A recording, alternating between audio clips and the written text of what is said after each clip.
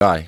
And then again, you just, that momentum constantly, you're in people's faces, you're getting posted here, and that's how you build a stock up.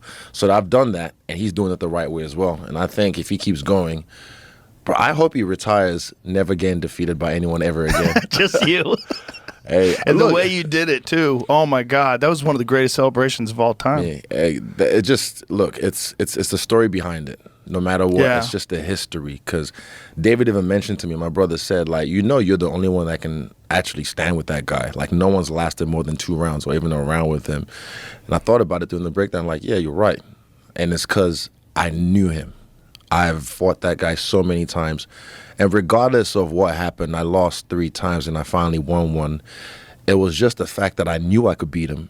Every time I fought him, I was just like, I was beating him. And I thought you won the first one. I felt so too. But then that's, the Chinese That's the judges. kickboxing fight. They gave it to him. And then the second fight in Brazil under the same company, then he gets me. But again, I was besting him, had him on skates. He was fucking... And then his spirit. You know what Jerry said about the whole juju thing? Like, that's real.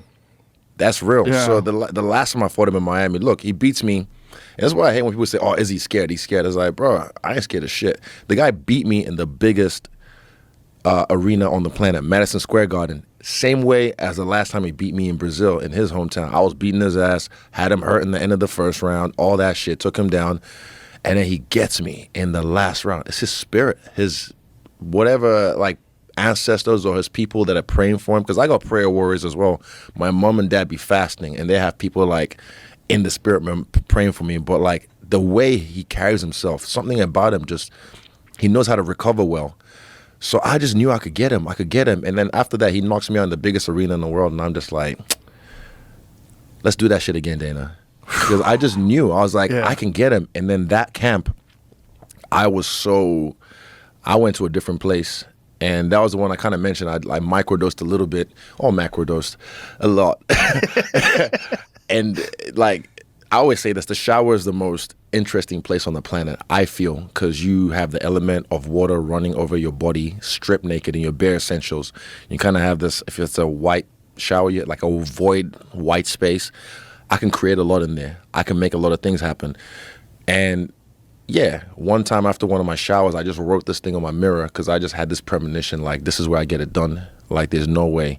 You could beat me 1 time. You could beat me 2 times. You might beat me 3 times.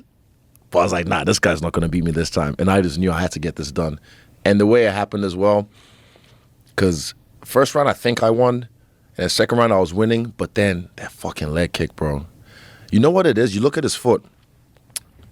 You look at this bit of his foot. It's like a hammer, like the back of a hammer, or a hammer like a ball pen. It is, because that's what he kicks you with as well. So he doesn't have to, he doesn't have to turn the hip over. Right. And then when he hits you with that, even because he's bone density, long legs, and he hits you with that, you just feel it like, ooh, that's bad. And it's a different feeling, because I've been kicked by kickboxers all my life, on the thigh, on the calf as well. But when he hits you with that bit, it's just the surface area is so small, but it travels and transfers through your whole calf, and you're like, oh, I can't put weight on this. It's so interesting, too, how he keeps his body completely square, Whoa. and he doesn't even really turn the hips. Yeah. So it's so sneaky. He doesn't have to, because he's got so much bone density, so much whip from that little... And, yeah, it's dangerous. And I think that's going to be a problem this weekend.